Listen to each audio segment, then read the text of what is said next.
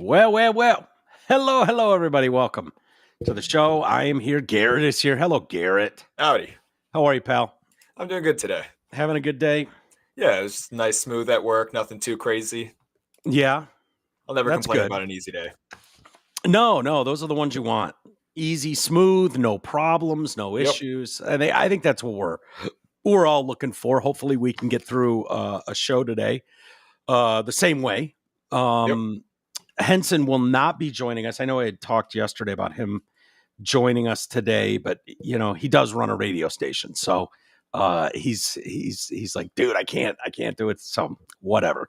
But you're here, I'm here. Lot going on in the world, a lot of crazy people still. No doubt. Another police shooting. Why don't we start with a police shooting? Those are always fun ones to lead with. Yeah, it's weird. I was looking for it. You should be able to just Google like cop shooting, cop shoot, and it's like this like behemoth woman. There were rumors it was a trans chick, because it's a 6'6" chick. Yeah. And so I'm like, cop shoot 6'6" woman, and it's not a trans person. It's not. And Google's like, No. I don't know, because the video's damning. The video is damning to the narrative that racist, like it doesn't have any of the things you need. Like, is there in question anything here? One of those, the story came out before the video. Yeah, exactly. And BLM was like, oh my God, this person would be alive if they weren't black. And you're like, oh, God damn it. Ah, boy. Ginning people up. But Google was just like, Sydney, I don't know. I think I know what you meant. You meant Trump as Hitler? Is that what you were trying to Google? Sydney, Australia? Sydney, Australia. You meant Trump as Hitler. Wait, hold on. Google's just thinking. And I'm like, no, cop shoots tall black woman. And then Google was like, tall black. You mean Kamala's super popular? Do you want us we've got a million stories on that. Do you want us to show you that? We could show you all those stories. And I'm like, no, I don't think you're getting it. And so I had to go to Twitter, find it, send it to you. That was the only way, because Google was very, very confused. Usually is. So yeah, they were like, are you sure it's not Trump as Hitler? Because if it's Trump as Hitler you're looking for, I've got tons of stuff I can send you. I was like, thanks, Google. I appreciate your help. You've been very, very helpful. I appreciate that. If I want to research more on is Trump related to Hitler? Does he sleep with Mein Kampf on his nightstand? Like, I'll come back to you. Yeah. But for now, I was really interested in this story, which is Fairfax County. I'm assuming that's Virginia. Yep. Yeah. Police officer fired 5 shots at a woman. What an asshole. Why didn't he just shoot her in the knee or shoot the gun out of her hand? Like this is a movie. Aren't those some of the narratives we've heard, Garrett, over the years? I thought it was so easy. Just hit them in the legs, in the heat of the moment. Why do you need so many bullets? Why do you need these magazines with 10 bullets in them? I mean, it's absurd. Can't you just, Mine holds 17 plus 1. Yeah. No. I mean, what do you, and why do you need to shoot someone 5 times? Because you want to kill black people? Is that what the story is? I think that's the story. That's the you only just reason. Want to kill black people. Well, everyone knows black people need 5 bullets. Yeah. So this is in a Reston. I'm assuming that's a city apartment building last month. And you kind of alluded to it. I think some of the details came out. Well, they've released the body cam video, which we watch. It is disturbing. I'm not going to lie to you. It's disturbing. It's not a lot of gore like in a movie, blood and guts kind of things, but it's reality. It's what happened. Yeah. And I'm okay with those videos. I don't want one more asshole sending me a picture of fucking Aiden Hutchinson's broken leg. Like, no. If anybody that's listened to me over the years knows, I can't fucking do those. Stop sending them to me. Stop. I can't even look at fucking Twitter, for Christ's sakes. I don't want to see them. But, these ones, so I get it if people have a weak stomach and don't want to. I don't think it's that gruesome, but it's, someone did die at the hands of a cop. This is a classic case of suicide by cop, in my opinion. But I think it's important to see, when people are talking about these kinds of narratives and when you hear stuff, and we can make light of it a little bit. And I'm sure I can fall into Officer Walters at some point, how I would react.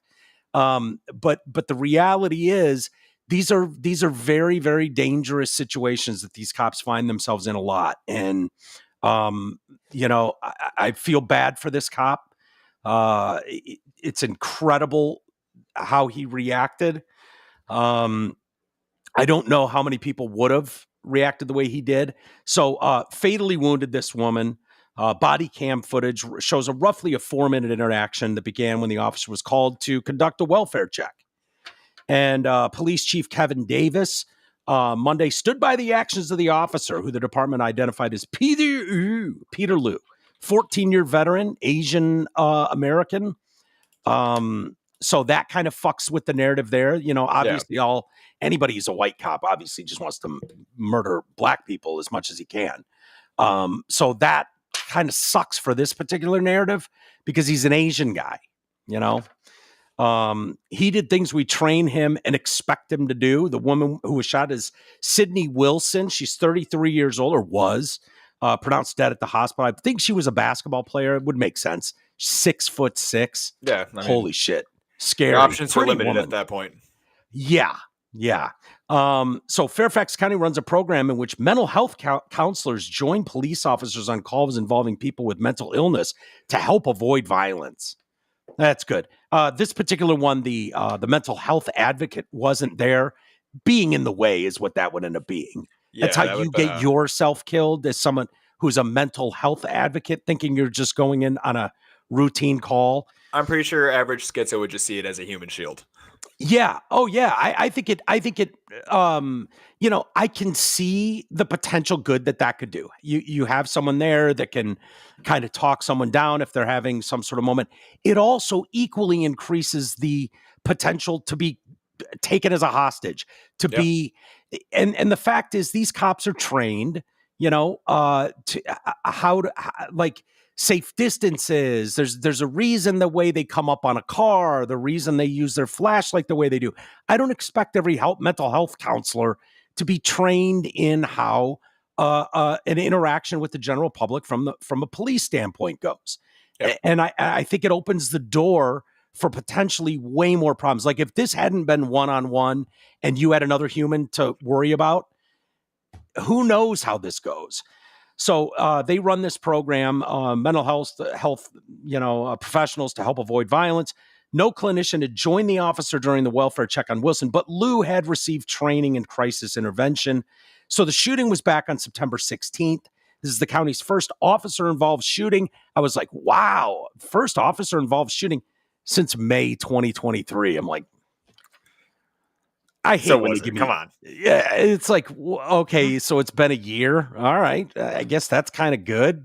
I thought they were going to say since May 1972, and you're like, oh wow, that's good impressive.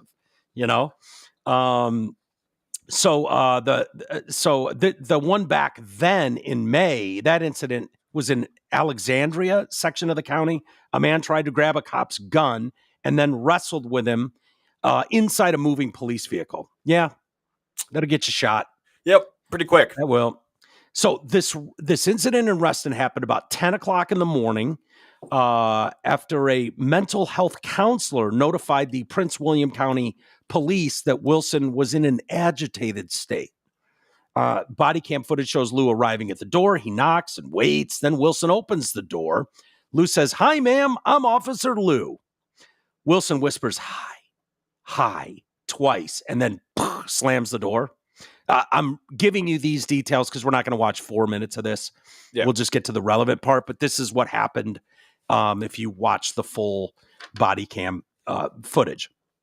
Liu knocks 3 more times before saying, "Hi, Ms. Wilson, can you talk to me real quick? Sydney, can you please talk to me? I just want to check on you, make sure you're okay. That's all." The door stays shut. Knocks again, tells her, "Look, you're not in trouble." Asks multiple times for her to open the door. About 3 minutes after their first interaction, Wilson opens the door again. Why don't we pick it up there? All right. You have the video there.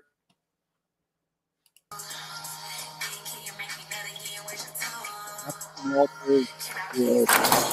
are you? Oh, Jesus Christ. Back up! No! Oh, yeah! Back up! Right up with the knife. Oh, yeah! Yeah, oh, knife. Yeah, man. How's that doing? Please back up. Oh, yeah. Back up. Oh, back up. Back up.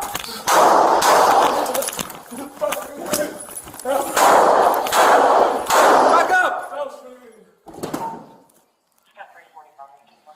Okay.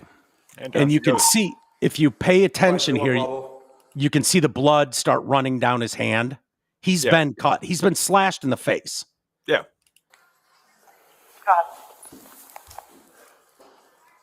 Yeah, you see it tripping in front of the camera too. Shots fired.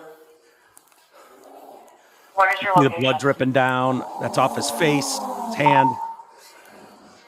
322, apartment 322, 11830, Sunrise Valley.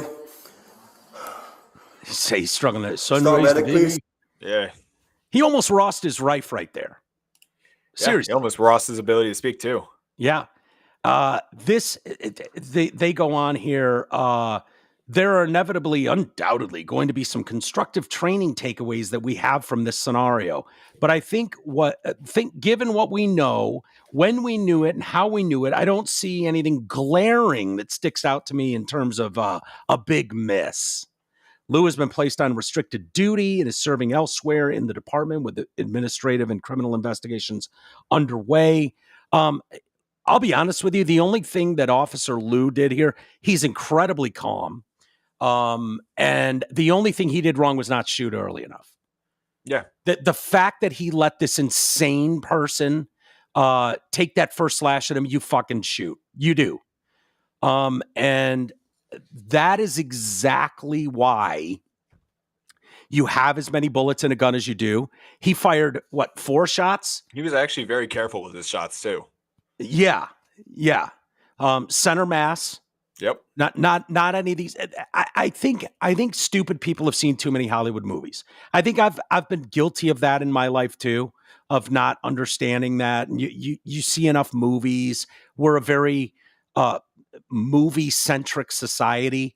We really get into our art and entertainment, and the bad guy's always taken out at the last moment by the good guy. It's in everything. You're constantly programmed to see that kind of behavior, that just in the nick of time, the hero shows up and saves the day.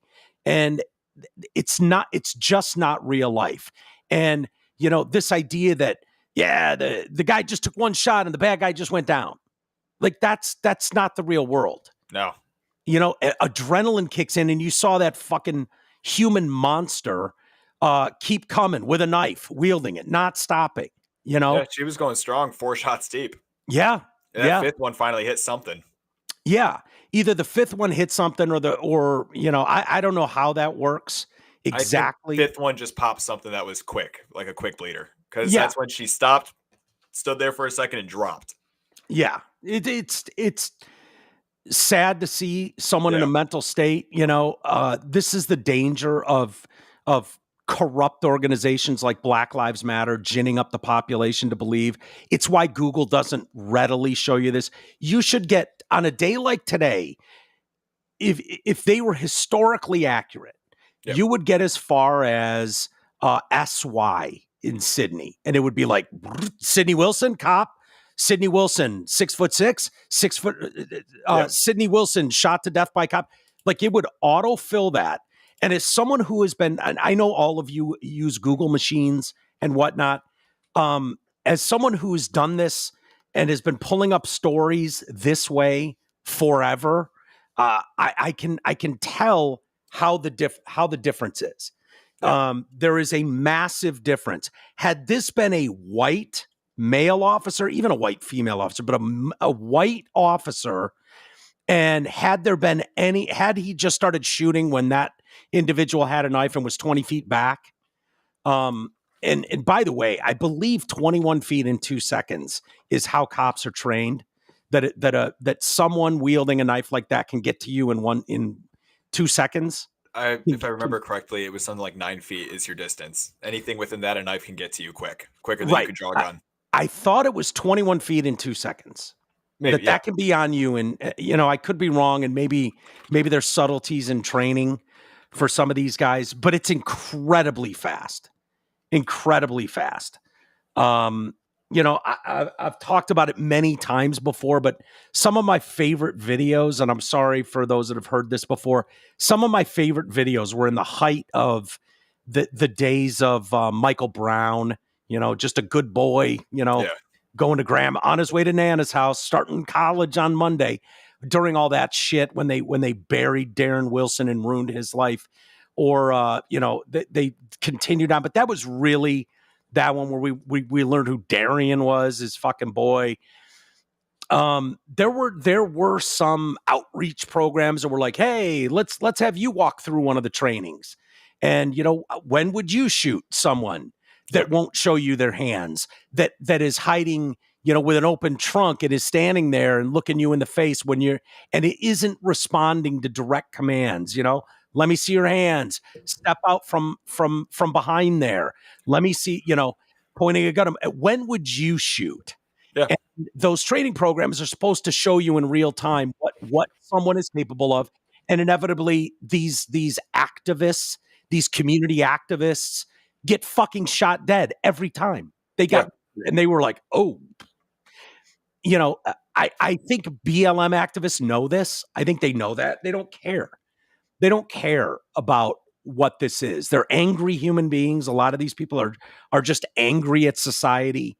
And so they don't care about what the truth is, what the reality is in situations like this. You know, I think if anything, the cops in this video, you use this as a warning to officers around the nation that, you know, go frame by frame and go, at what point do you pull the trigger? I know he wants to take a human life. I know it. I know you guys are sworn to protect and serve your communities. I get it. But at what point do you have to, as part of your tough fucking job, have to make that decision? At what point? At what point? At what point? Officer Walters would have done it immediately. As soon as the door swung open. Off your fucking knees, faggot. Like, it would have been immediate guns. And I don't care if they're black. I don't care if they're white, woman, man, gay, trans, straight, Asian. Doesn't matter. Yep. That knife comes out and I'm at the door with you. I'm opening fire. Sorry. I would have been a lousy cop. I think most people would have cleared you on that one. Yeah.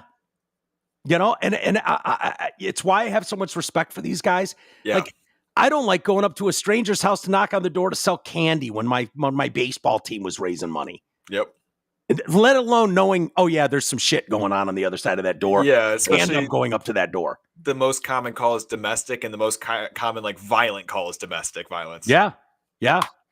Yeah. So, and bullshit ones. They get a lot of bullshit. Like this kid, you know, I remember when I was an officer, and as you know, I was an officer. Well, I went on a train. I went on a ride along. Too. Yeah, I went on a ride along. Same thing, basically. We both been officers then. Yeah. Look at this. But when I was working with law enforcement, I remember we pulled up to some house, and it was, I can't remember the intimate details of it, but it was something like some boy at the bus stop like slapped this guy's daughter on the butt.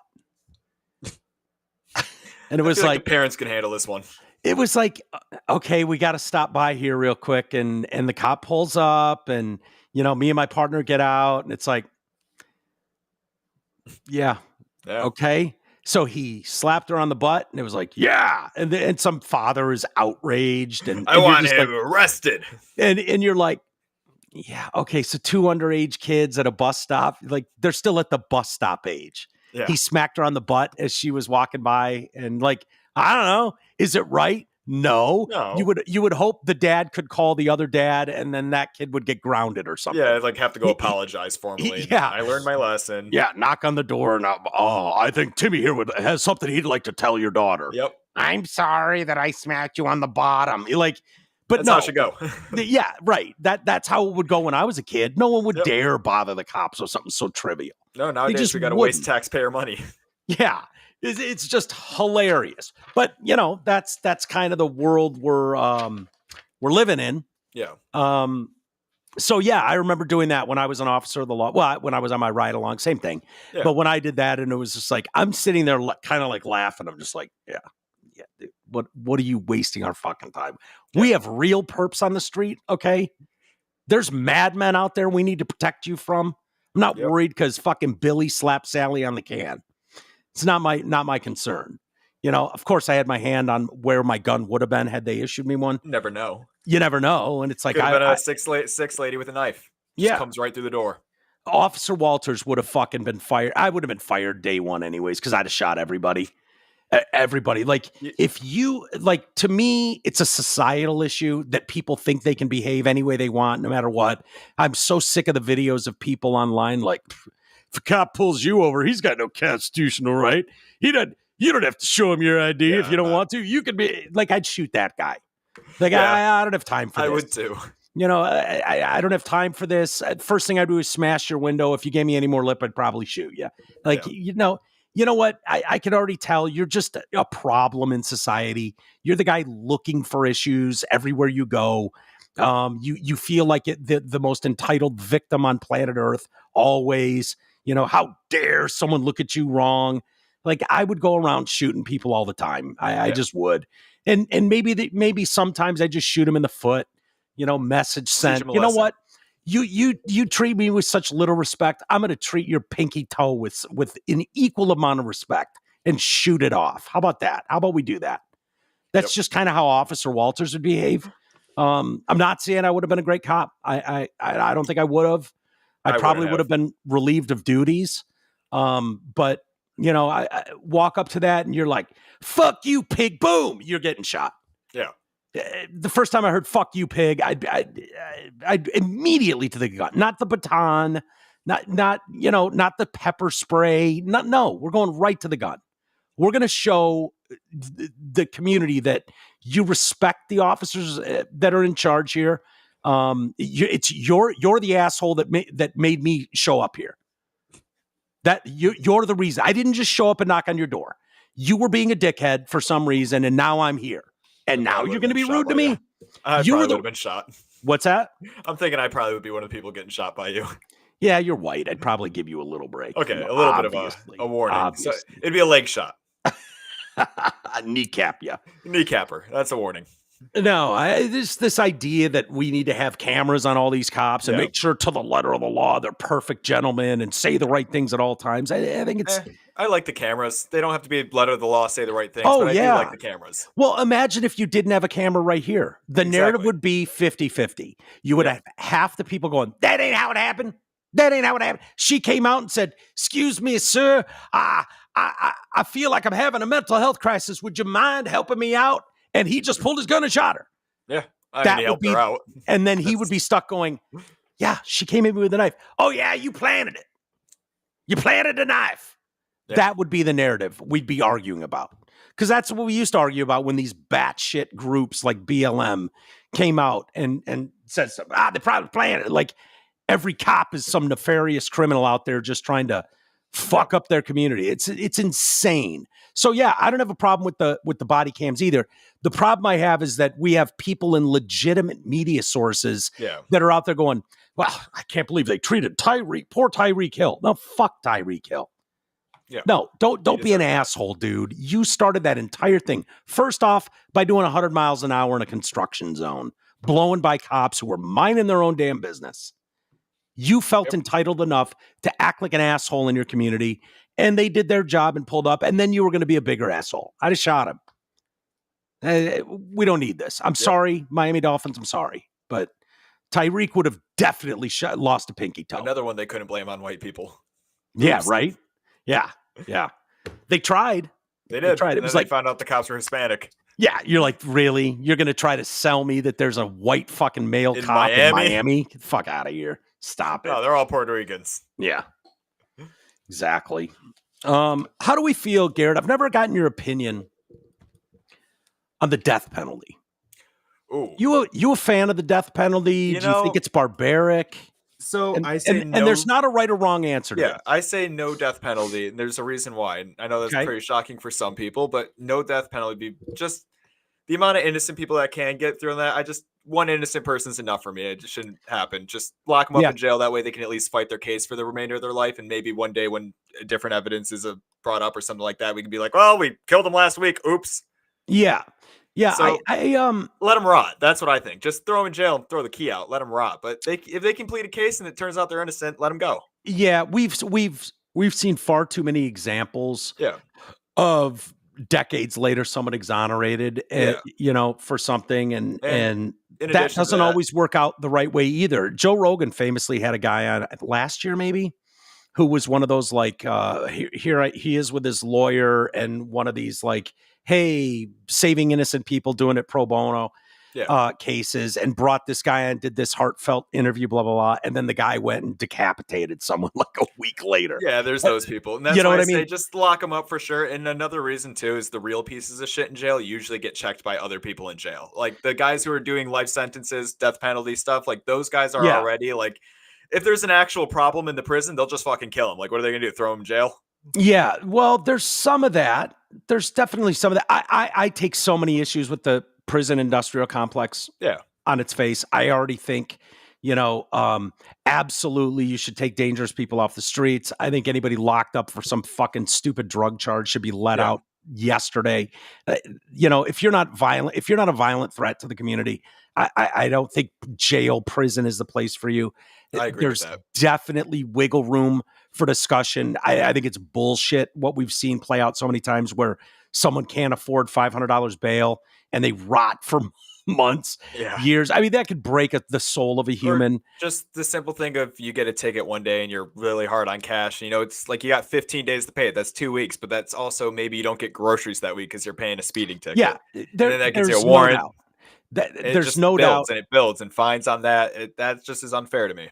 And knowing our prison systems are for profit, Yeah. it makes no sense to me. No sense. You know, that you know, when something's for profit, it automatically by nature leads to, well, in order for us to keep making money, make more money, turn this into a profitable business, you need bodies in those cells. Yeah. So it leads to, you know, exorbitant sentences and not wanting to release people even when you find out maybe there was something wrong and they weren't guilty. Maybe you just need a couple extra firefighters, Kamala. Right. It leads to DAs like Kamala Harris doing shit like that nobody wants to talk about and pretend didn't happen. Yeah. You know, and then, you know, Jay and I used to talk about this a lot, and we did not fucking see eye to eye. You know, he's one of these that grew up away with a stable 2-parent household and just assumes, just pull yourself up by the bootstraps. You don't need to rob. You don't need to like, and I just don't think that's right. And I think someone doing their time doesn't mean that yeah, you're going to get raped in prison. You're going to get, you're going to eat maggots. Like, fuck off, man. I'm here doing my time. You don't need to turn me more like into a monster. Which is exactly, I mean, ask your hot mom about how sexual assault victims do. Yeah, like you destroy people. You destroy people. You could break the human spirit, and by treating people, fellow human beings that are, for whatever reason, and some of them are more nefarious than others, putting them in that position that they're doing their time and now they're subject to be fucking raped throughout their time in prison. I mean, it's the worst case of bullying ever because the weakest are the ones that are preyed on. I'd be a fucking, oh my God. Well, my asshole would be. Prison sorts itself. So usually the bigger pieces of shit get sorted out. Sure. It's like Chop. Yeah. Exactly what happened there. The warlords took over and became the murder capital overnight in the world. You know, checking IDs, running around with authority. Like the bully, it was run like a prison system. I have more of the Carlin view to approach the prison. You know, just let's wall off a couple states, you know, categorize each what kind of offender goes in which state. And then every once in a while, we'll open up the gates, let them fight it out, put on TV. Kind of outside the box thinking. I get it. I get it. You know, it's the Carlin approach. You had a whole bit about that. I love it.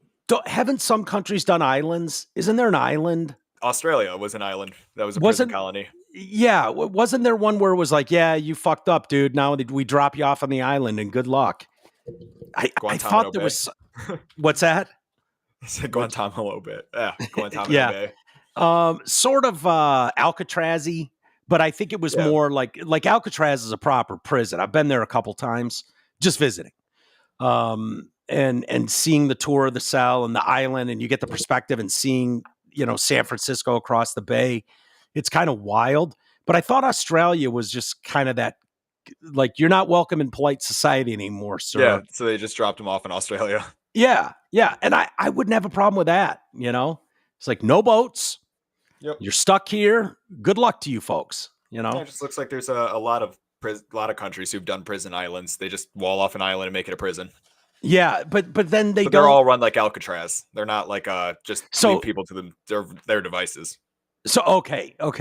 I don't know. I remember watching a documentary on one place. I can't remember what it was. My memory sucks now, but it was something where it might have been in like Scotland or Ireland, like something like that, where it was like they truly tried to rehab people and let them like, you can't leave the property, but on the property, you guys are treated with respect. You have open doors, you have common grounds everywhere, and you guys barbecue together and hang out and clean up your yards. And it kind of worked people back into society, being a productive working member of society without this like military level. You couldn't do that in America. There's just too many people. There's too many. Norway? Yeah, it looks like Norway. I just looked up the best prisons, and a lot of them are in Norway. They have like they're basically rehabilitation clinics. Right. Now, some of that I disagree with. I think one of those was someone that mowed down like 40 people. He murdered like 40 people and was like, no. He's going to go to the prison camp for 10 years, and then we'll work him back into society. I don't think there's working that back into society for everybody. The reason I bring this up is the Justice Department is apparently, the rumor is they're prepping for the federal government's death row for a resumption of executions in the event that old Donald Trump is elected back to the presidency. It's understood a visit was made last week by officials to inspect the so-called death range at Terre Haute Penitentiary. Of course, that's in Indiana, in Diana. It's under where 40 prisoners are currently serving federal death row sentences. No executions have been carried out by the U.S. government during Biden's term, but Trump has indicated that lethal injections will quickly resume if I get back in the White House. At the end of his first term, 13 inmates at Terre Haute were put to death in 6 months, the biggest surge of federal executions since World War II. Oh, shit. Yeah, it's been a minute. It's been a minute. It is expected Kamala Harris, of course she would. Everybody knows what Kamala Harris is. She would exactly pick up where Biden left off. No doubt about it. That would be the plan. So don't think she was going to get tough on the prisons or anything like that. Billy Allen is one of those inmates on death row. He's maintained his innocence for 26 years. More than 160,000 people have signed a petition for him to be released. Amnesty has called on Joe Biden to commute his sentence, follows a series of revelations in his case. And this is kind of what you were talking about. Yeah. Like, things come out, technologies evolve, new evidence comes in. And a lot of times it's like, good luck. Hopefully someone hears your story in 10 years. You see a lot of that. So a lot of revelations in his case have come forward, including alibi evidence that was not introduced at his trial, a lack of DNA and physical evidence linking him to the murder of a security guard in 1997 during a bank robbery. Allen appealed for Biden to act on his case before leaving office and said he feared he'd be executed if Trump wins. I'll be honest with you.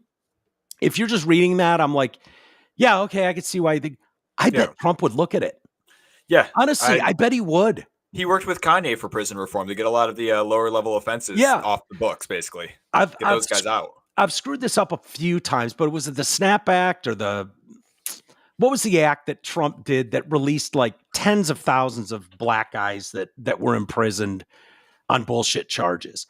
No, I mean, Trump was always willing, and there was even a time, believe it or not, when Van Jones acknowledged this and gave Trump praise for this. Now he's apparently Hitler again, but Kanye West, Kim Kardashian, Van Jones worked on some stuff with Trump.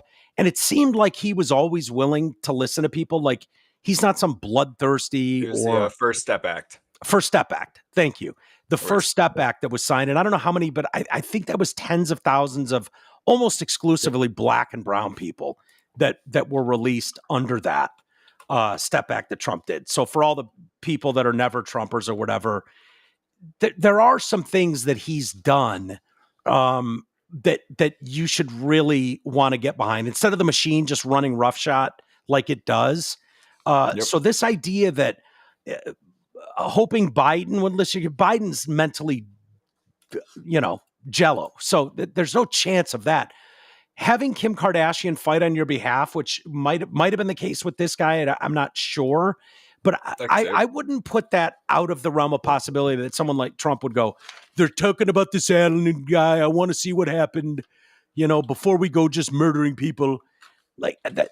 I mean, I don't know, who knows, but that wouldn't shock me. It wouldn't shock me at all. He said, said, it seems like they're prepping. Some of the guys are saying it's getting real.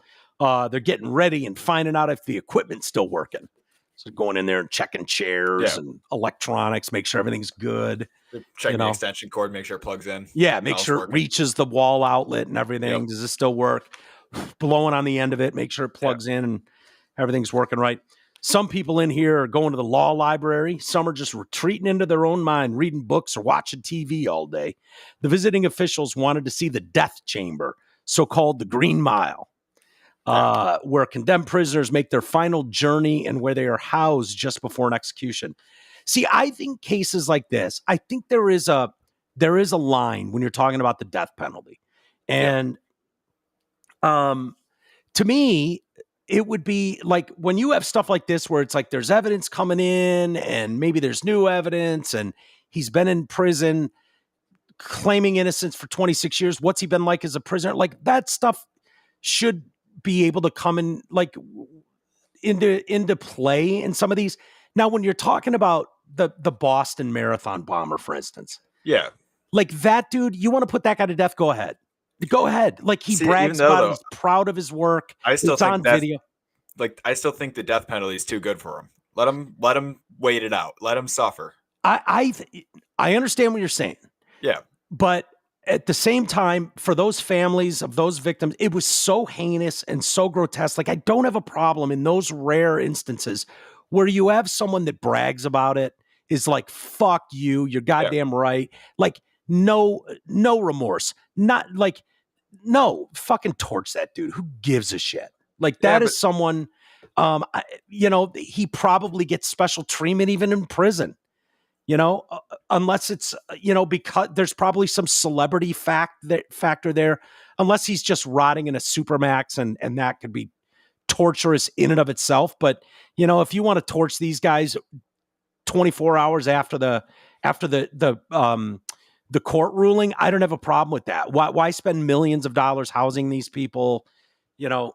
Seems like you could write a check to a local school and be like, this $1 million is, 1 month's housing of Jokan, whatever, that we put to death and we're not going to be spending on housing them. And here you go, school, and make some big presentation about it. Now the school's getting a new, stadium. They're getting updated classroom books or something, or using that to upgrade security in the event of, we've got automatic locking doors in all schools now and all classrooms, whatever your updating needs, you take that money that would have gone to housing one of these people for the next 50 years and do something good with it.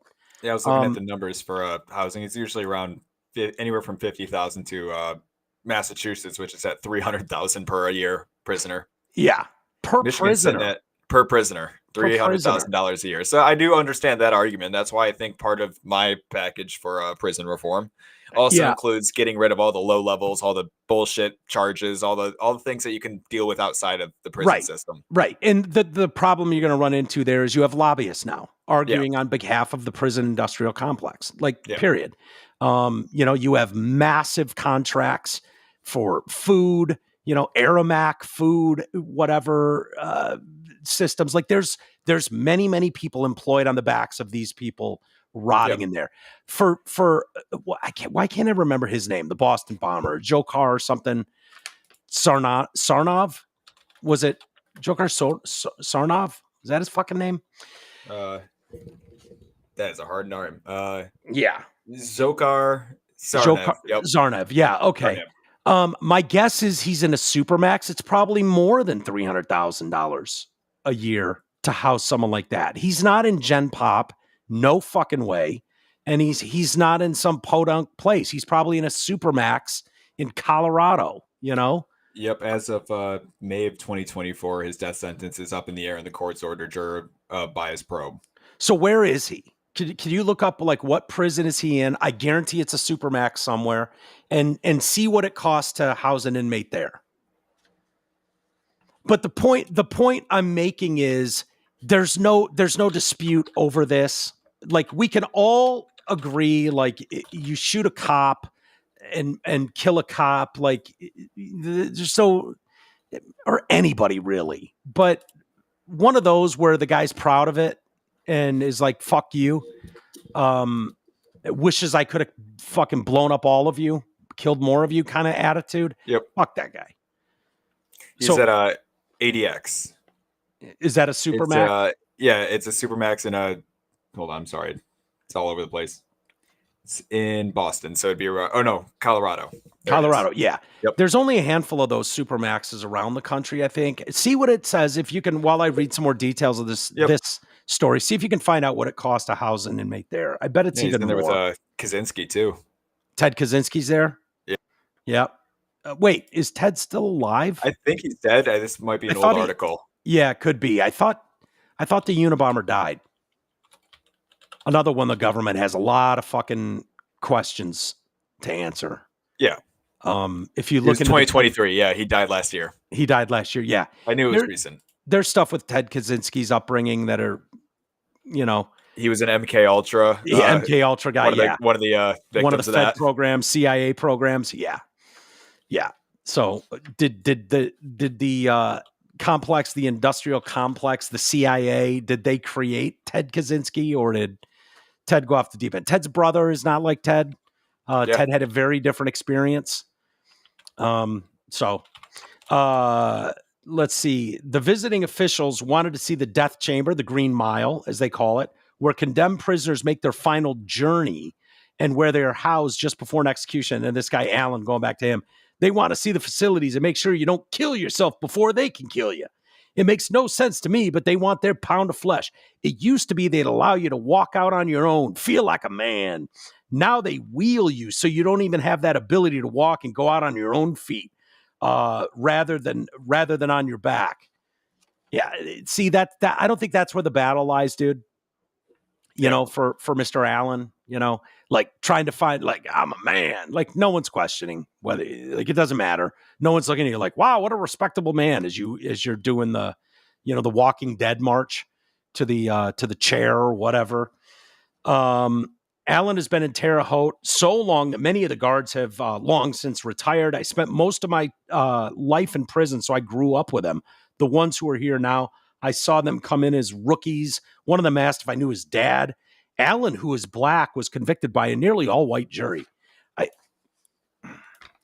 I hate stuff like that because the implication is, you know, had he just had a fair shot, you know, what with being black and all, as if all white people, none of us are capable of judging a case on the details. Like, I understand the black community did that exclusively for O.J. Simpson, right? You were not able to look at anything but the skin color of someone. And, you know, it's a longer debate about, the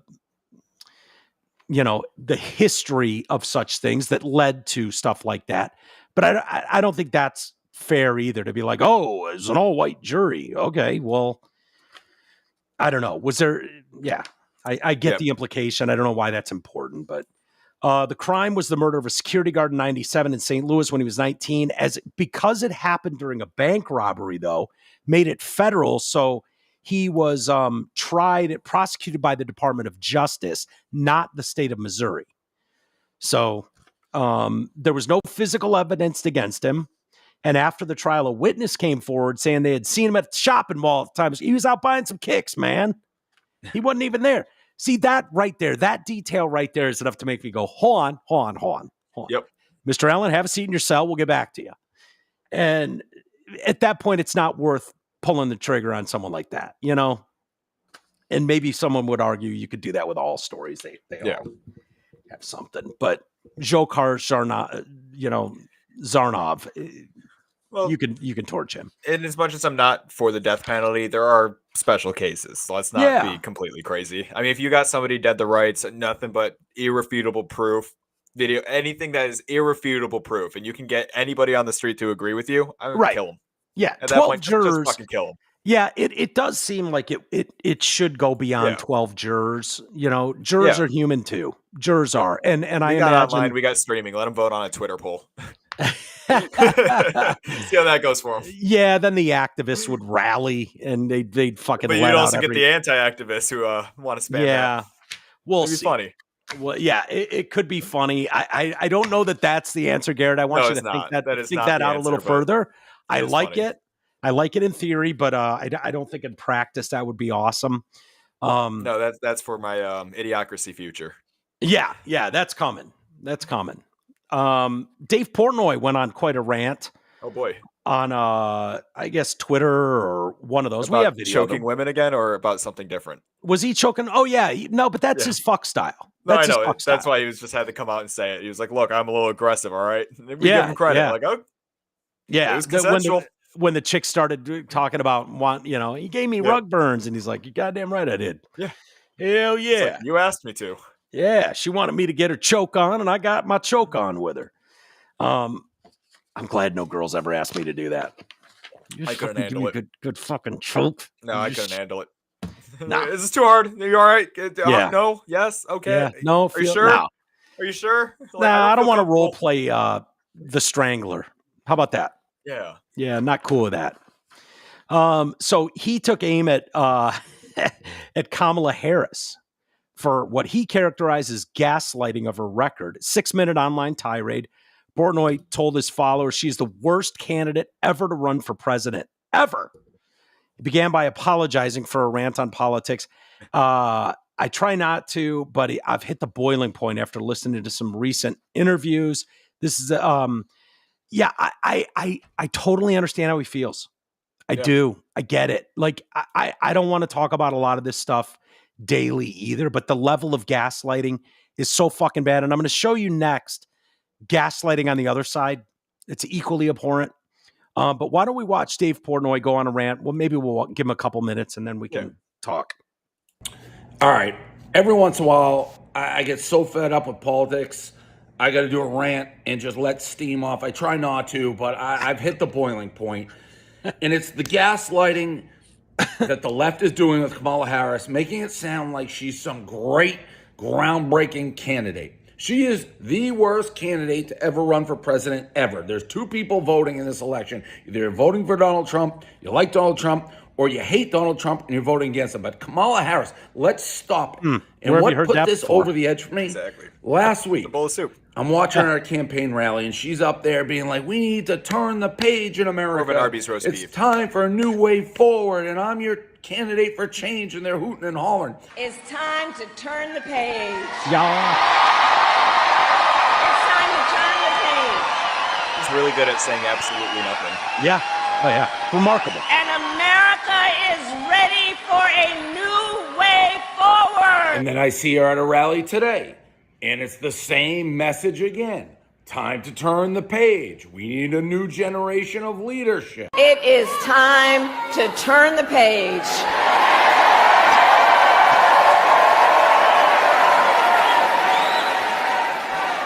It is time to turn the page because America is ready to chart a new way forward, ready for a new and optimistic generation of leadership. This is the sitting vice president of the United States currently saying she's the candidate for change. Okay, fine. And by the way, she has to, because I think 90% of Americans, left or right, I mean, like the last 4 years under Biden, not great. Look at the world stage. Afghanistan was a disaster. The Middle East is basically in flames. You got Russia. Then on the homeland, inflation's out of control. People burning American flags in the street. The defund the police. Law and order doesn't even seem to matter anymore. You got the border, immigration. There's so many issues. Both sides. But we need to change from. I think we get his point. Yeah. Yeah. And he's like, holy shit, how are these people gaslighting this stuff? Like, really? This is the change advocate? Fuck out of here. He goes on, as he sees it, there's only two voters, those who hate Trump and those who love him. Those who hate Trump, Portnoy explained, would vote for a potato or a head of lettuce or anything. Like a bowl of soup, some might even say. You know? I'm glad Dave has come around to this. I don't know if he's a fan. I think we need a new one, though. I mean, Biden was the bowl of soup. Can we just give Kamala the roast beef sandwich? I think that fits. Yeah, I like head of lettuce too, but roast beef sandwich. I mean, I feel like the roast beef sandwich should be reserved for the Hope Solos of the world. You know? Yeah, but I mean, her track record and how she got to where she is, it's probably fitting. Yeah, I see where you're going. But you know what with her fucking Willie Brown? Yeah, or Montel Williams and Montel Williams. Yeah, sure. You know, and I don't care about any of that, but you know, as far as fucking your way up the ladder, it's pretty clear. And then DEI candidate. I mean, Joe Biden bragged about it. I'm going to hire a woman. I'm going to hire a woman of color. Like, okay, you did. Yeah, well. Like definition of a DEI hire, no doubt. So he says these people would vote for a potato or a head of lettuce or anything. That's my dad. It doesn't matter who's running. He hates Trump so much. He'd vote for whoever you'd put up. I didn't know Portnoy's dad was gay. Did you know that? No. He's like openly going to vote for Kamala. That's crazy. Is that common knowledge? That Dave Portnoy has a gay dad? I wasn't aware of that. By the way, he supported Trump's candidacy ever since Nikki Haley dropped out. Remember old Nikki Haley? Yeah. Yeah, it's crazy. She only won one state. It was hers. I honestly had the impression, like I for the longest time believed that these people that were so guilty of the gaslighting, you know, didn't believe it. That like they knew it was bullshit.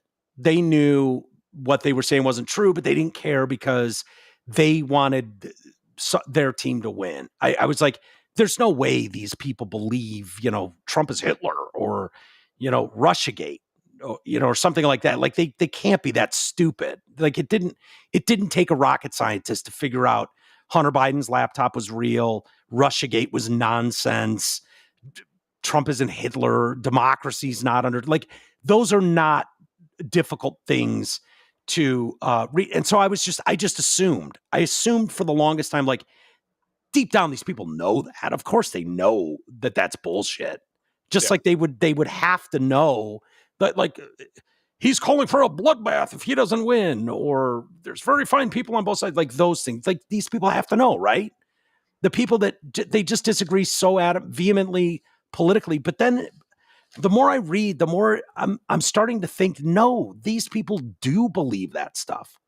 These people have been so gaslit. And it's really frustrating to people like me, people like Dave Portnoy, and people like you to see these things, know what the truth is, and go, what the fuck are you talking about? Why are you lying to people? Why are you lying to people about this stuff? All you have to do is run a competent person, and then we can get back to, like, it'll be over in a month. For those out there that are worried about this, it'll be over in a month. If Kamala Harris loses, she'll be on a fucking MSNBC panel for the rest of her life. They would never, should tell you something, they would never run her again.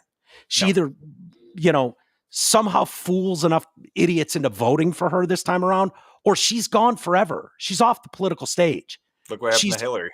Yeah, well, Hillary stuck around and took lower gigs and worked her way, and she's still, you know. But after that run against Trump, they didn't try her again ever. Right. After what it came out and the distaste everybody had, I think Kamala's getting the same treatment, and we're all seeing the distaste and the distrust of them. Well, it's the gaslighting that is so troublesome. Like, I don't have any fucking problem with people going, you know, hey, you know, this policy is dangerous and sucks. Here's why. Like, okay, fine. we're not, the country's not going to agree ever. There's nothing I could say that is going to make someone who's pro-choice all of a sudden, an abortion, I don't even know what those people are, like hate abortion or want it. Like there's nothing Pro-lifers. either. Pro-lifers. Like there's nothing anyone can say. Like I get that. Like, okay, so which side are you on? Are you on this one leans more pro-life and this one is more like kill them whenever you want kind of thing?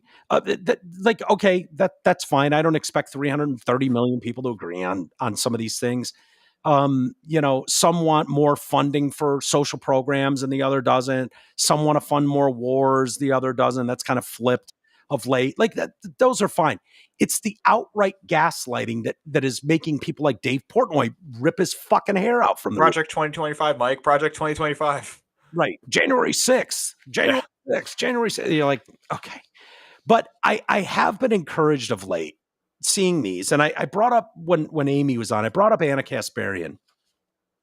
And she wrote an article a week ago. I've had it for a while. She's got a Substack she's doing. I think she's still on the Young Turks with Cenk Uygur. And they were never Trumpers themselves, right? They were never Trumpers. And I'm always interested in reading articles from people that don't see eye to eye with me.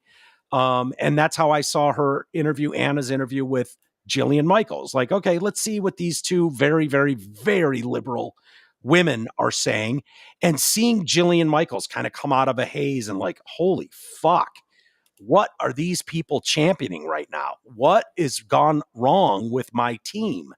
And Anna would have been one that I pegged as no chance. Like that's gone off the deep end and it's not coming back. It's not capable. This is someone who went on the internet daily and did highly produced content. Believed all of it, whatever they said about Trump believed. And so to see Ana Kasparian come out and write an article on Substack, I'll read it to you.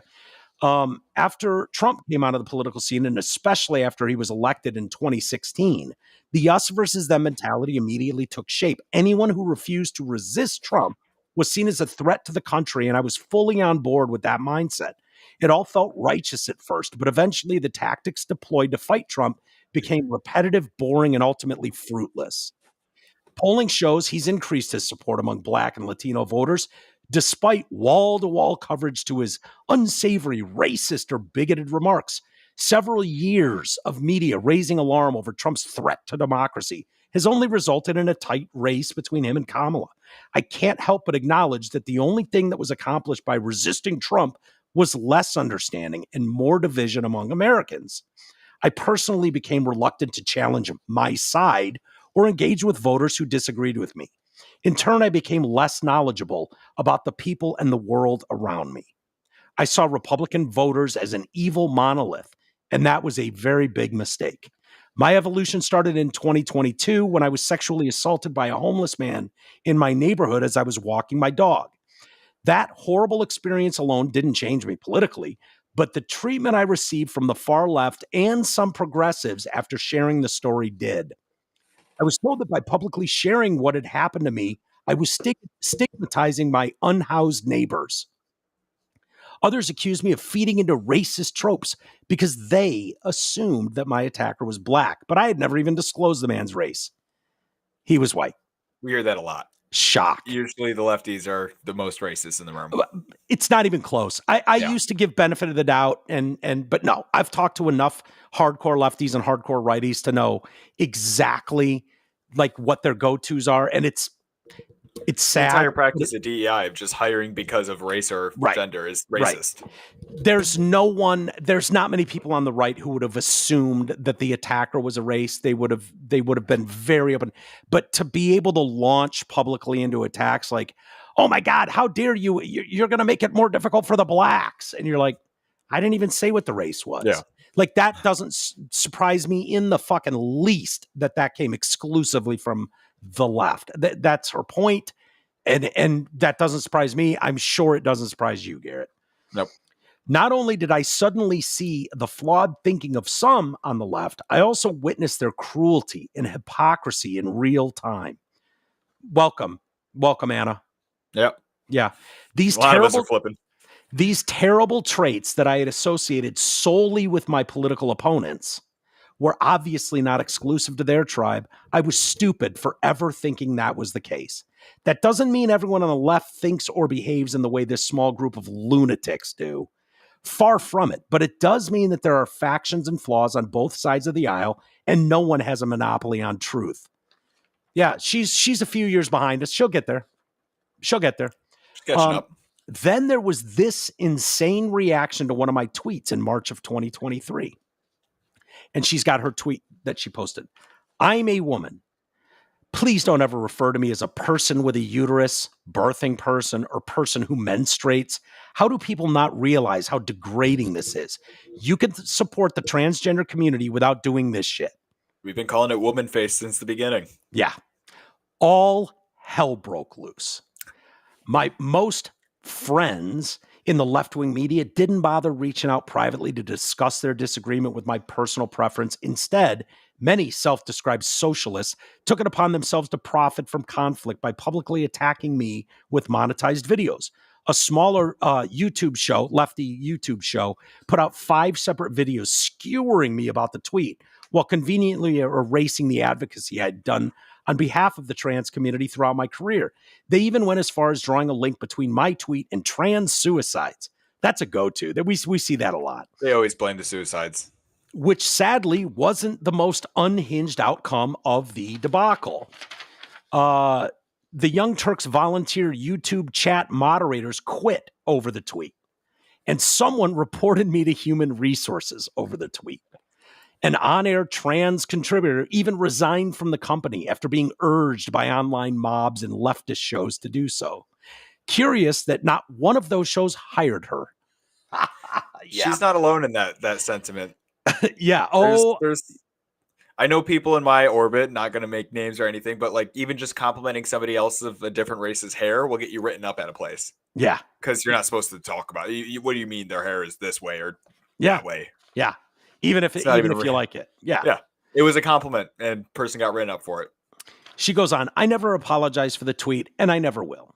That whole experience forced me to come to terms with the intolerance on the left, and it allowed me to publicly reject the ideological shackles that kept my world small and less informed. Today, I'm less certain and more curious than I was 4 years ago. I've made humiliating mistakes while covering political news because I was previously unwilling to consider or understand the perspective of Americans who vote differently from me. I wish she would go into more detail in this article about that. Yeah. I've made humiliating mistakes while covering political news. That's shameful for a political pundit. Yeah. You shouldn't make humiliating mistakes. Those should be reserved for, like, I was a champion for the Iraq War, and then find out years later that it's the Christopher Wallace of the world. Yeah. Yeah. I don't know what my political identity or label is, and I'm not sure I want to be pigeonholed. This is my effort in pursuing extreme honesty and humility in the quest for common ground and truth without the constraints of a tribal identity. You'll get there, Anna. You'll get there. I'd say don't worry. Do I think Anna Kasparian is going to vote for Donald Trump this election? No. But, the gaslighting that's been going on for 8-9 years now will fail. You can't keep these narratives, these false narratives going and expect to snow that many people, no matter how tribal they are. I don't think that'll work. I think this is really important. I think some of these voices that were leading voices, the strongest for like, my side's right and anybody that disagrees can fuck off and I hope they die. If I saw that going on the right-wing YouTube shows, if I saw, I wouldn't be paying attention to much of it anyways. But if I did, I would call that out too. Yeah. There was something weird that went on in our world that made this okay. Like you don't just disagree with me politically. You fucking hate the country and fuck you. I hope you die. I've had liberal friends say that to me. I wish all of you would die. Like insane shit. The apologies I think would go so far. I think Anna admitting to making humiliating mistakes, I'm sure I know what stories she's talking about. I'm sure I do. I'm sure the attacks that she made on, people out there, it's what Portnoy's talking about. It's what I've focused a lot of time talking about. It's encouraging as shit to me. I got to be honest with you, Garrett. It's very, very encouraging to me because I thought these people were gone. I thought they were gone and there was no coming back. A good way I always look at it too is once you get like an Anna Kasparian or a Tulsi Gabbard, something like that, they bring a huge portion of people with them. I hope so. I hope so. I hope so. Because and the fact of the matter bring is, them over to the right, like make them right wingers. Just bring them into like actually paying attention to the news and seeing what's going on. No, it's one thing to have people that are already on the team saying stuff. Yep. Like you can listen to Charlie Kirk all you want. Charlie's great. He's super smart. I love the fact that he never went to college and thinks college is bullshit for the most part. And obviously you take out lawyers, engineers, doctors, that kind of thing. And, exactly. Yes, obviously some people need to go to school, but his point is well taken. But Charlie Kirk is not going to tell you anything. I'm not going to tell you anything if you are a fan of Anna Kasparian that is going to get through. None of that will work. But Anna Kasparian saying it, that does hold some weight. It should hold more weight with Tulsi Gabbard or, people like Tulsi's a good example. And if you believe she's a Russian agent, you're the person I'm talking to. Yeah. Like you are. If you think Tulsi Gabbard is a Russian agent or Russian asset, you're the person. You're the mark and you fell for it. It's okay. Yeah. People will welcome you back into reality, but that's just the truth. I think apologies would go so far. I doubt they'll ever come. There's some pride that we all have in us. People need to apologize for their behavior during COVID, during the vaccine mandates that went on in this country, Russiagate, election stuff, media lies, Hunter Biden, Joe Biden's health. Like those things are the things you were gaslit the hardest about. And coming to that realization, I haven't found that person yet that, thought I was a bad person because I took issues with masks and I didn't fall for Russiagate. Like I haven't met that lefty yet. Nobody's apologized to me. No. I would appreciate it because they were the loudest about what a fucking crazy person I was. And I just went, okay, you'll see one day. I don't know what to tell you now. Yeah. Wear your paper mask around town. Can you smell a fart through it? Yeah, that's what I thought. That means it doesn't work. Yeah. So, it's sad, but I think it's very, very encouraging that people like Anna Kasparian are there. The gaslighting is not exclusive to the left, though. Yeah. I think it's far more pronounced on the left. Now, I don't want to get into a policy debate at all because I understand both sides are going to put their best foot forward. They're going to be like, there's certain things that both sides agree and disagree on. And I understand that if you're on the right, you're only going to really go hard in the paint with your opinion on pro-life issues. And the left is going to have equally strong and convincing arguments in a lot of cases for, pro-choice arguments, stuff like that. All right. That's just an example. It's not the only example, obviously, but it's one that's very, very stark. It divides everybody. So I understand that. And, people can agree to disagree. They can do what they want. That's not what I have a problem with. So the gaslighting. So outside of that stuff, the gaslighting that we've seen from the landscape media has been relentless. It's gone on for years. It's fueled people like Anna Kasparian, Jillian Michaels. It's broken the brains of a lot of fucking people. And it's turned them into people like Dave Portnoy finally realizing, dude, these people would vote for a head of lettuce. Yeah. They would. Now, listeners of this show have known that we've explained this to you for years, what was going on. It's nice to see other people coming around to that. I worry people weren't going to get there. I don't think it's helpful when the right does it. And Trump has done that now with Kamala Harris's doctor releasing of her physical. Yeah. Right now, I noticed could, he was tweeting off a little bit like she needs to do a full stamina test. Like yeah, Trump, just shut the fuck up. fuck up.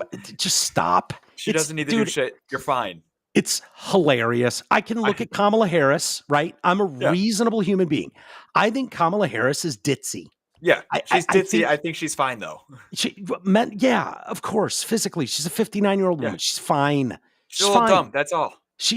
I don't think she's the brightest bulb. She's fine. I mean, she eventually passed the bar. She's probably smarter than me, but I think I disagree with her message. I don't think she's terribly honest with that. I think that's most of my concern.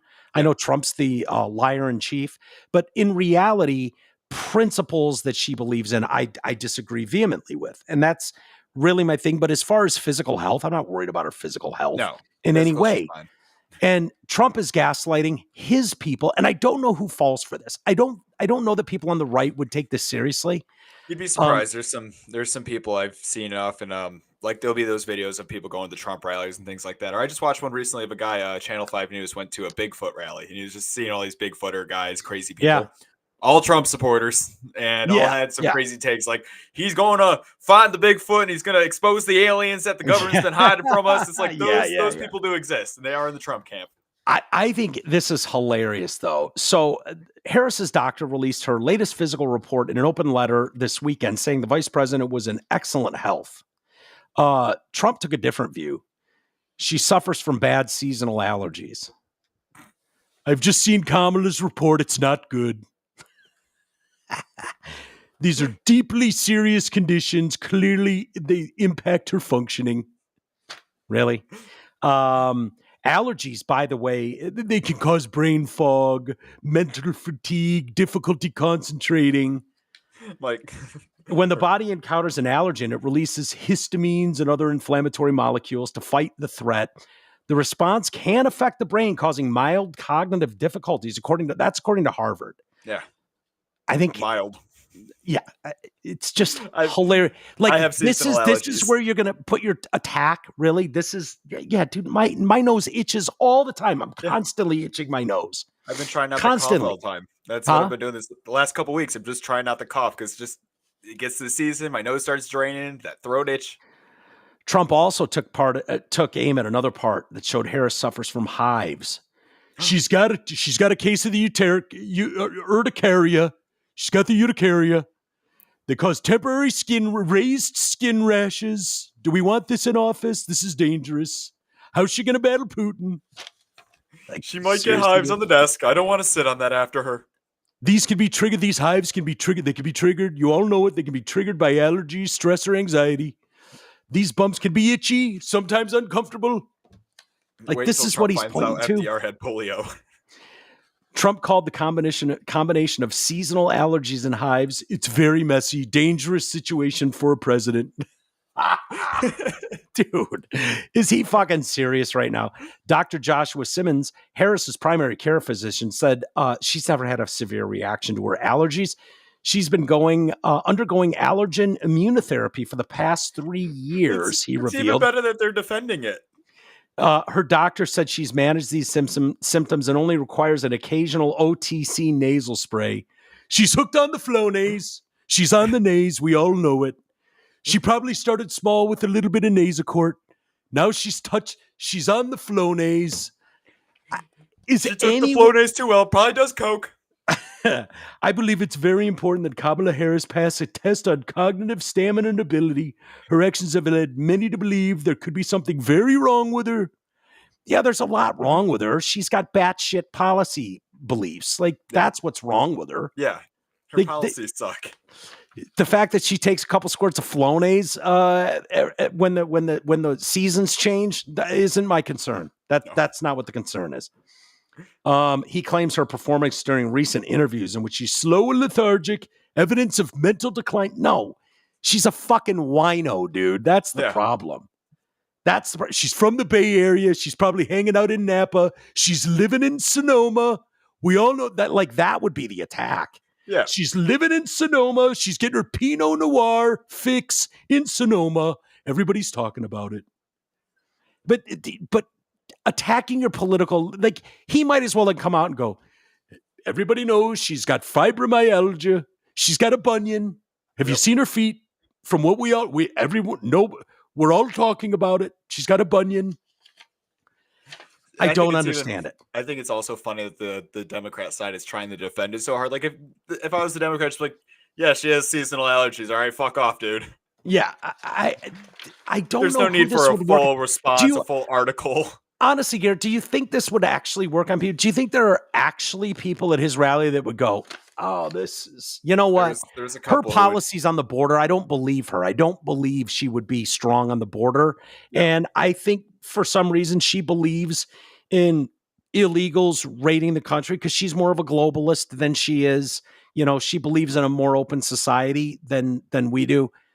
But once I found out about those seasonal allergies, that, you know, I was on the fence a little bit. I know I'm here at a Trump rally, but I was on the fence until I heard she's maybe, you know, getting her Flonase fix. It's just Trump. You're just sounding stupid. And you don't have to convince your own fans of that shit. It's all irrelevant. I just think of it like it's so counterproductive to anything that matters. You know, I don't know. It's worse than like, I've got the biggest crowds. Like, you know, you can needle that guy with something as stupid as your like crowd size, you know, and make him go on the heels and talk about, I had 101,000 people going crazy for it. Like, dude, everybody knows. Everybody has eyeballs. They all know that you can generate a crowd. It doesn't mean you're going to fucking win an election. It means you have really hardcore, rabid, you know, support base. That she does not have, right? She's not going to put more than 2,000 people anywhere unless they got Megan Thee Stallion performing. So like that doesn't mean really much, you know, honestly, when it comes to an election. But sharing stuff like this, I've put out more medical exams than any other president in history and aced 2 cognitive exams. The doctor stated my cognitive exams were exceptional. I am far healthier than Clinton, Bush, Obama, Biden, but especially Kamala. No, not especially Kamala. No, she's 59, dude. You're 8. Trump, what is he? 79, 78? Yeah, 78. I think during his first term, he said something like everybody has a finite amount of energy in their life, and once you expel it, you die. Like that was his medical belief. He's like, I don't do much because I'm expelling my energy bar. Yeah. Like, I mean, I think if you're being honest, like, I know there's a narrative out there like, oh, this guy's crazy. No, as someone who's been covering Donald Trump and his behavior for 30 fucking years, and I have, he's the same dude he was in 1980. Yeah. He just is. He shows up at McDonald's and eats a Big Mac every fucking day. It's almost scary. Honestly, it's almost scary. Like, that dude has been talking that way, which is irritating as shit the way he talks. I'll admit that. He's that same guy. And he's the first president in my lifetime that I've ever seen that appears not to have aged. Yeah. It's almost like he's not a human being. Like, maybe he's one of the lizard people. I don't know. It seems fucking weird. You look at Obama. Obama looks like an old lesbian woman now. He went Clinton, from young strapping man to it's scary. And Bush aged and Clinton has aged horribly. Yep. Trump hasn't, which is shocking. So both sides doing this thing like, I need him to pass mental capacity test. Like, no, I don't know. I'm not worried about their mental acuity of either of them. Joe Biden, different story. Wholly different story. Yep. But I'm honest about it, so I can go, Kamala Harris is fine like mentally. She's fine. Kamala's medical report is really bad. With all the problems she has, there's a real question as to whether or not she should be running for president. My report is perfect, no problems. Her report was fine. This is the gaslighting that drives me fucking insane on either side. It drives me too, nuts. It's like Trump, you got to realize, I'm just speaking for myself here and the people I deal with on a daily basis. All of us have worse symptoms than Kamala right now. Like, I'm pretty sure my bill of health back from the doctor would be way worse than whatever Kamala got. So you can't push that one. Yeah, it's just, it's nuts. It's nuts. Furthering that, you know, if you talk about these people, I don't know, maybe I save these. Yeah, fuck. Obama. Why don't we do the Obama video? Do you have the Obama video from yesterday? Yeah, I can get that one real quick. this is not going over well. And if you've got Lord Jamar too. Yeah, I've heard about this. So this is a real issue. And one thing that you out there should pay attention to is the Pala market? Is that what they call it? Yep. Which is the Vegas betting lines. And I gotta say, man, these betting lines are usually a pretty good instigator. Where are people betting? Believe it or not, they're betting on the election. Yeah, they're betting on the election, and it's been half the money on Kamala, half the money on Trump for a while. That has gone in the other direction towards Trump for a few weeks now. Yeah. It's a 14.8% spread now. It's getting to a point where it's almost not worth betting for Trump on the case the deep state wins. Like if you're watching some of the news articles, Greg and I touched on it yesterday with you, Garrett. They are starting to use the L word, as they say it, as in landslide. Yeah. I don't believe that. I don't believe the deep state would allow that to happen, but that's what I was just joking about. Yeah. I think the common joke is like, look, your best bet is betting on Kamala and hoping the deep state does its thing. Yeah. But it's a real thing. Apparently they're talking about her numbers around black dudes. And this is the problem with promising the world and delivering nothing. That at some point people are going to wake up and be like, yeah, go fuck yourself. You don't get to use us because of the color of our skin. And then we'll see in 4 years, which has been what this group has done forever. The identity politics crew. It's sick. It's gross. It's not working. These are people that actually maybe in a lot of cases do need some help, and you failed them. You have failed these people. You have failed these communities, and you failed white poor communities as well. Okay. It's not just a black thing. The federal government could have and should have stepped in when Flint's water problems were like they were. The fact that that's still a talking point, that we're still able to talk about this community that's got poison fucking water, is shameful in this nation's history. And they're not the only town, by the way. So Kamala rolled out a plan for aiding black men. Smart. Promise shit to people based on skin color. That's smart. Vice President Harris will deliver for black men. That's the quote on their website. Then lists her opportunity agenda for black dudes, providing 1 million loans that are fully forgivable to black entrepreneurs. Providing 1 million loans that are fully forgivable. So you're what is that? Like some weird workaround reparations? Is that what that is? Sounds like it. Because you don't have that money. You're just getting that from first off, if you're dumb enough to think that she's going to do that, I don't know what to tell you. There's no way you're getting through that through Congress. So, no, she can say something stupid all she wants like that. Just going to be like Biden's, I'll pay off your student loans. Right. And the Supreme Court goes, nice try, dickhead. No. Yeah. Time for some pudding and then you take a nappy. Just go away. So just black entrepreneurs. Fuck you, Whitey, if you're an entrepreneur looking for one of these million loans. They don't apply to you. Supporting a regulatory framework for cryptocurrency and other digital assets so black dudes who invest in and own these assets are protected. So there's no risk for you. The rest of us are just taking a risk. Yeah, I was going to say that's not how that works. Usually it's a risk on everybody. Good luck with that. The whole point of crypto is invest right and maybe you'll score on one of those pump and dump coins. Yeah. We're going to have a national health equity initiative focused on black dudes and sickle cell disease, diabetes, mental health, prostate cancer, and other challenges that disproportionately affect them. And we're going to legalize recreational marijuana. Like, why stop there? Why is that a black thing? Yeah, I don't know. Why don't you make crack legal then? I like my legal weed. Make crack legal. There you go. Now it's a black thing. I'm going to give every black man a fat ass white woman. Day one. It's a day one policy. I'm going to make it so all fatherless households get their awarded Parents of the Year trophies. Like, it's so fucking insulting on its face. Yeah. To assume that black guys are sitting around just like, oh, she's looking out for us. Oh, is she gonna help our community? Is she gonna make our community safer? No. She's gonna make recreational weed legal. No, your apartment's gonna get taken over by illegal migrants.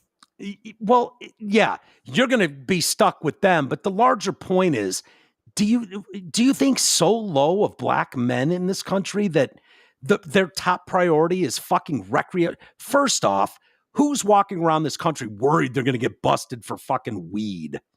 I mean, it's a misdemeanor in most areas anyway. Yeah. People recreationally are smoking weed everywhere. You know, the only rule of the weed anymore is just, I was going to say the only rule of the weed is don't get caught crossing state lines. State lines, or don't have bush pounds and pounds and pounds of it. And you that's get not that pegged bad. as a federal trafficker on some level. Yeah. Like it's the whole like, well, you know, black guys don't know how to figure out a computer. Yeah, Black people don't know how to get ID. It's Joe Biden campaigning on, black people are just as smart and capable as white people. Yeah. Do we have Obama? And he here. thinks he's going to go into a room of black men and shame them into voting how he wants. Oh, let's see how that goes. Yeah. Is that we have not yet seen the same kinds of energy and turnout in all quarters of our neighborhoods and communities as we saw when I was running. Well, you were actually black. Yeah. I also want to say that seems to be more pronounced with the brothers. The brothers. So if you don't mind, just for a This is second. my old bitch, nigga. Get your own damn fries. Yeah. And say that when you have a choice that is this clear. Yeah, it is, Barack. When on the one hand you have somebody who grew up like you, knows you, No, she didn't went to grow up college like you. with you, understands the struggles and Holy shit. pain and joy that comes from those experiences. You had to work harder and do more. You got to work harder and do more than your white counterpart. And Yeah. Obviously. Overcome, sure. I'd say more so, work harder than your Asian. The second highest office in the land. Did it end there? It ends there. Yeah, okay. He goes on to say something about she's a woman, and when they coming after you, who's the only people that stood by you? It was a woman. It was a woman. Because he's gonna allude to the fact, if that video furthers, and it's my fault because I sent you that video, he's gonna further a narrative that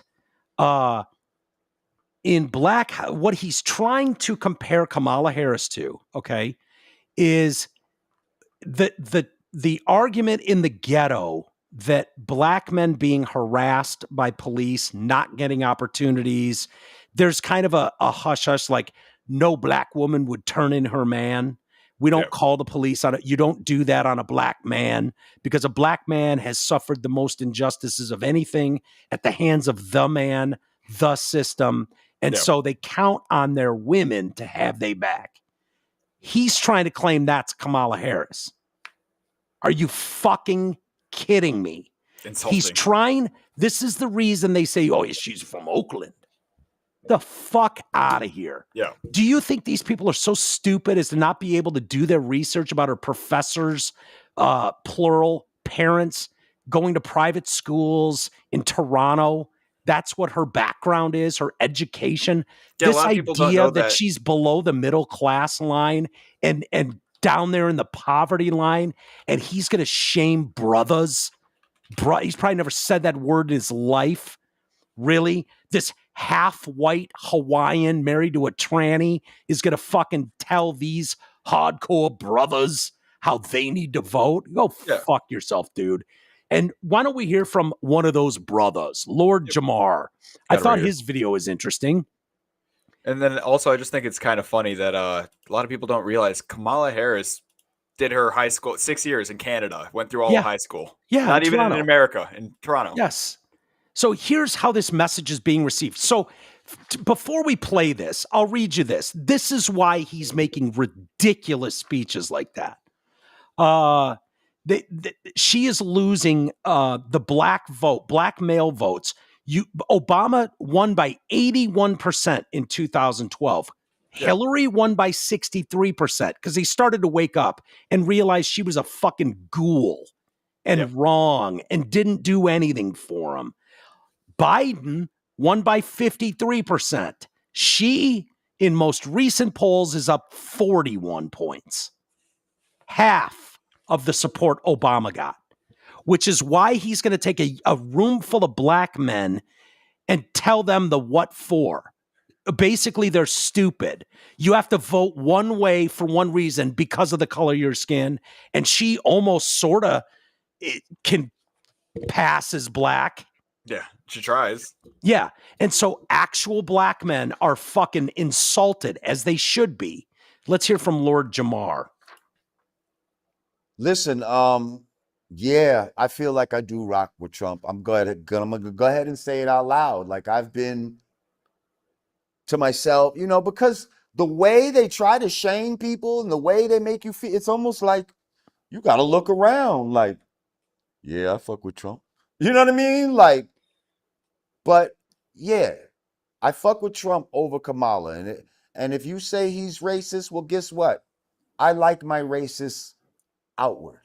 I don't like racists who hide in the background. Yeah, no, and I pretend to be my friend, agree. but really they're stabbing me in the knife with the back. But here's the thing, Trump is not racist. And the only time that y'all started saying he was racist is when he started running for president. Before that, black people and the black community loved Trump. He was in all the fucking raps. It was all on his nuts. Right. Yep. And then if you look at the thing he's done, like he helped, he supported Jesse Jackson's run for the presidency back then. He helped fund it. People don't know that. Forgot about that. Yeah, he's right. When Jennifer Hudson, the shit happened with her family and all of that, he fucking put her up and all kinds of shit. Like, this man is a racist in the media, basically. Like, the media has made him a racist, but I haven't seen anything from him that would indicate to me that he's a racist. Yeah. He goes on further. He's dropping N-bombs. Yeah, I might have said, I sent you that clip a couple days ago. Yep. But he talks about Barack Obama and how much he let down the black community, how little he honestly did for the black community. And that was something I was going to say is Obama started that with saying like, well, I had this much of the vote and she's only got this. You were also the first like run at a black president. It was a huge thing. Yeah. That got a lot of black voters out and about. Dude, I understood that. I understood. Like, for a lot of us, we were like, you know what? It'd be cool if he won so we can put this behind us. This idea that, because I honestly, I'd love to see a female president. I really would. Yeah. I don't have any problem with that. Some of the strongest women I've ever known have been bosses of mine. My favorite boss was a woman, you know, my mom, my sister, like ex-girlfriend, like some of the strongest women I knew, not physically, but mentally sharpest are women. And they have a different perspective on a lot of things. I'd love to see a woman, you know, like, why not? I don't think. Stop giving us ones that are trash. Yeah. But you can't, you know, cause that's what Obama's trying to say is like, so you hate women if you don't vote for Kamala? It's like, no. None of us have a problem with women. One is evil and bankrupt as Hillary Clinton was a problem. Yeah. She was literally the most hated politician in American history. So yes, we had a problem with that one. And then your second attempt, dude, I'd vote for Tulsi Gabbard over Trump today. Yeah. Like I wouldn't. Yeah, no, I probably wouldn't either. But she's a little anti-gun for me. But the point is, like, that woman doesn't scare me at all. I'd fucking no. I'd take her over. I'd take her over Kamala in a heartbeat. Oh my God, dude! Not even, dude. I'd take my dog over Kamala. Like, yeah, everybody would. Having another puppet in charge, like, no, that doesn't do anything for me. At least with CC, it's obvious. It's like, okay, there's a handler. yeah, that's the. At least we can see the handler. Do you have time to do one more story? Yeah, I'm down for it. Have you seen The Joker? Yeah. Well, I haven't seen The Joker 2, but I've heard a lot about it. I've seen the original one. Folie à Deux? Is that what it's called? What does that mean? Part 2? Yeah. What is what the fuck are they doing? here? So what happened, in my opinion, and a lot of people's opinion, actually, is so the first Joker came out and it's a really cool story about a man who's just sick of the society around him, the authorities Yeah. bowing on him. It led the to great people tell him no. discussions. It did. It was a great It movie. really did.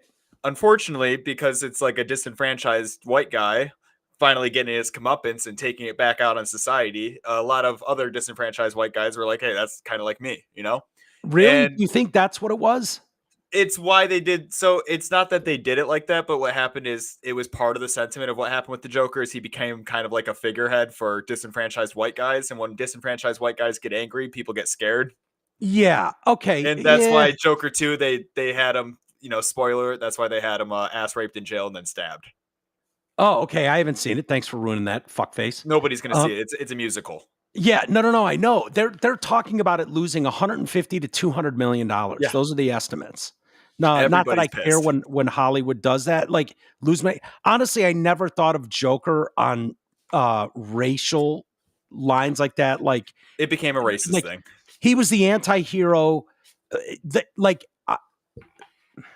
Historically, the Batman comics with the Joker, like they went to a really dark, gritty place, and I think it hit too close to home for a lot of people about the system failing them, being in those programs, that the government handout programs and failing you, and societies quit on these people and snapping, and then it led to and a lot of people were cheering the Joker on at the end of it, which is what, if you remember the media landscape coverage of it at the time was really irritated by that. A lot of them, because it almost had you rooting for someone who wants to blow up your city kind of thing. And I could understand their perspective. I could see their argument. A lot of people were really upset with what was going on. But I don't know why,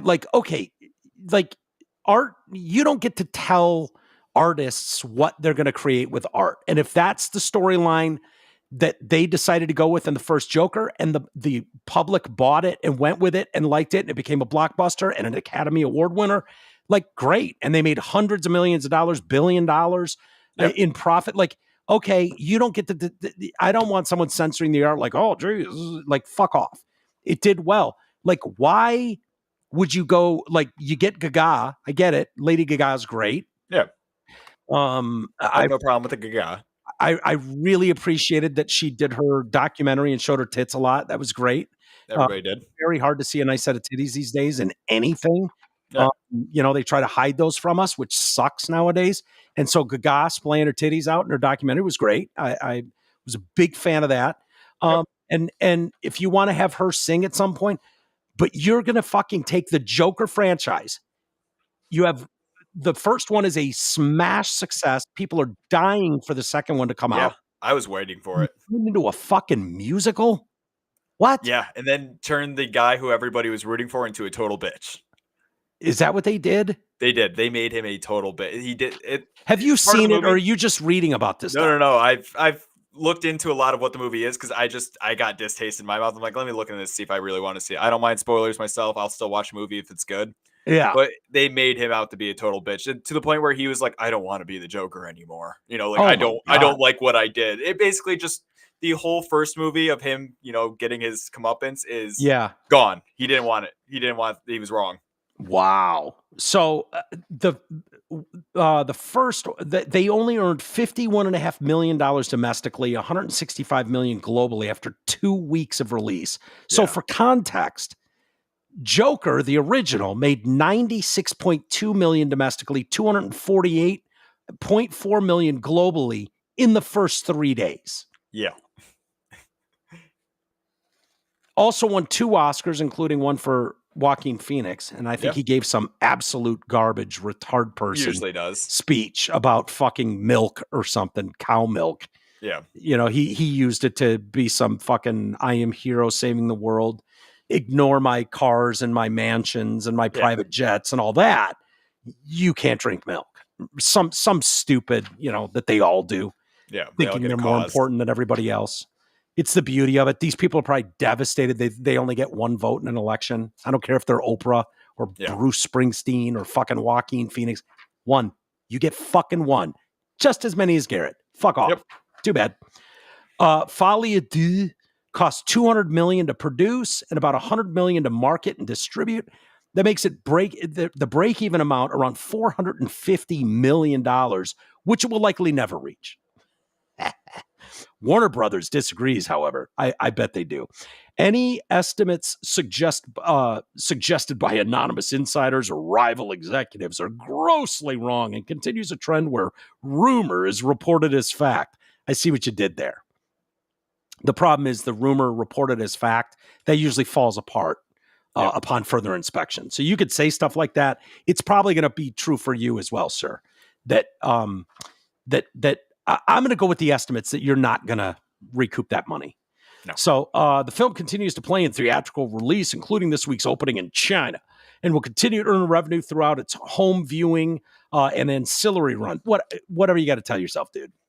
Your movie's not making shit. I haven't seen one person go, dude, I don't know what all the fuss is about. This movie's awesome. Not one. I've seen the common sentiment. This is what I've seen everybody say is just watch the first one, then pretend that's it. That's all you got to do. Yeah. I'm trying to think. It ends with him coming down the chaos. Yeah, in the like city. getting his success. Yeah, the chaos. He's in the city. cab or whatever. Isn't he in a taxi cab and smiling, laughing? Yep. He got what he needed. He started his movement. That was kind of going to be the upcoming of the Joker, you know? And it should have been his origin story from that point. Right. I wonder if they've ruined it. I wonder if they could get back on track, or if you're done now. You can't do. I think you're done now, unless they somehow tie it into the Dark Knight franchise and Heath Ledger picks up the torch. But Heath's dead. Exactly. I know Heath's dead. I'm just saying, like if they're trying to tie the movies together, there's really nowhere they can do. There's nothing they can do with this Joker anymore. Yeah, I almost want to see it. I'll wait for it to hit HBO. The good thing is I cannot like. What I'm hearing about Penguin on HBO Max, yeah, I've heard that's good. Is fucking phenomenal. No, I've heard a lot of people. Is it Colin Farrell that you'd never know? You take, one of society's hunks and turn him into this grotesque looking penguin character. I hear it is phenomenal. Yep. And they're dropping it weekly. So I haven't seen any of it yet. So they're probably on episode 3 or 4 now. I think they do like 10 episode installments. I don't know what this will be, but I've heard nothing but amazing stuff about Penguin. Yep. So you've got that at least. The studio is hoping to recoup some of the money when Joker 2 is released on streaming at the end of the month. They say it is very different from the first Joker film. Well, that's a problem. Yeah. I don't understand these people that fuck with a good thing. I don't like get you had it. something going. It was making a lot of money. Just kind of keep that going. That's all you had to do.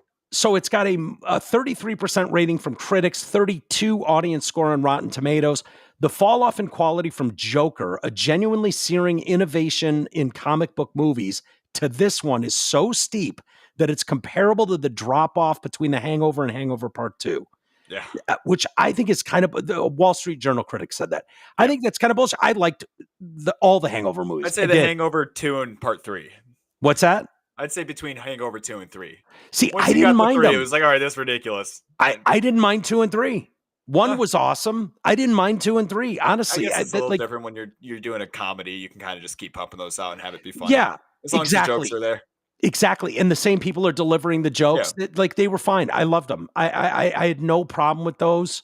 I've watched all 3 of them a couple of times at least, and I don't like if that's what you're going to go to. Like, if been like, oh yeah, it's like Titanic 2 really kind of sucked. Like I could see that. Exactly. Yeah, they tried to do Titanic 2, and it didn't hit the mark like the first. There's a bunch Titanic of dudes in a pod trying to control it with a little controller. But Hangover 1 to 2 to 3s, they're goofy storylines, but they're comedies. Who cares? Yeah. But whatever. The Atlantic wrote the musical performances are underpowered, lacking much movement, personality, or surprise. Film's problems are so glaring that one can't help but wonder what happened behind the scenes. Fans were not impressed either with it being a musical and having such a different feel. I did not want to go to a musical. I went to see a Joker movie. Yeah, that sucks, man. That sucks. Like, listen, I'm not that tied to him, so whatever.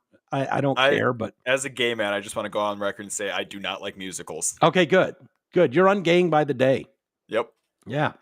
No, dude, I think honestly, if I was in the theater and didn't know anything and I went opening it, because this was common, back in the day, I would go to premieres before anyone had seen the movie. We would be the ones that saw it first. So I have all this information now, like, oh my God, musical. Like, it would have been common to not know any of that and go to one of these premieres. I would have laughed out loud the first time they broke into song. It would have been like, oh, okay. I mean, dude, some of the reports are people are walking out of the theater. Yeah. That's insane. For a Joker movie? Yep. I mean, imagine what like Dark Knight 2, like the second Dark Knight in the trilogy, if people walked out. No fucking way. Yeah, especially with that one being the best one of the trilogy. Is it? Yeah. 2 is the Heath Ledger Joker. Yeah. Yeah, it's like Empire. Yep. All right, let's call it a day there. I got one Yeah, thing. what do you got? We got a $5 super chat from Gab's Concrete Filled Vag that says you're making my bones hurt. I am? Okay, what did we do now? I don't know. He just said we're making his bones hurt. Hey, we'll take the $5. Do you like the new font, by the way? I know, it's kind of cool. I like that the comments come up with that too. Yeah. I haven't referenced the comments at all. I mean, we should, if anyone ever comments, who knows? I try and keep them relevant, especially super chats always get played. Yeah. Thank you for those. Then thank you, sir. I don't know why we made your bones hurt. Yeah. But probably just show reference. You're making my bones hurt. Yeah. Hopefully. I don't know. We need to work on SEO stuff. We're going to need some help with that. Otherwise, we're going to keep talking to the same handful of people and never do more, Garrett. So I don't know if anyone listening has some ideas. There's just so many fraudulent people that reach out to me about, that kind of stuff. It's just over my fucking head. Buy my bots. Yeah, it's over my head, so much of it, but I know we're not doing what we need to do. But anyways, that's a discussion for another time. James wrote in, he emailed yesterday, had the picture of Mark and Brandon and Bentley. And I was like, oh, for fuck's sake. And he said, I knew you'd get pissy. That's why I sent it to you. When are we doing a meet and greet in Arizona?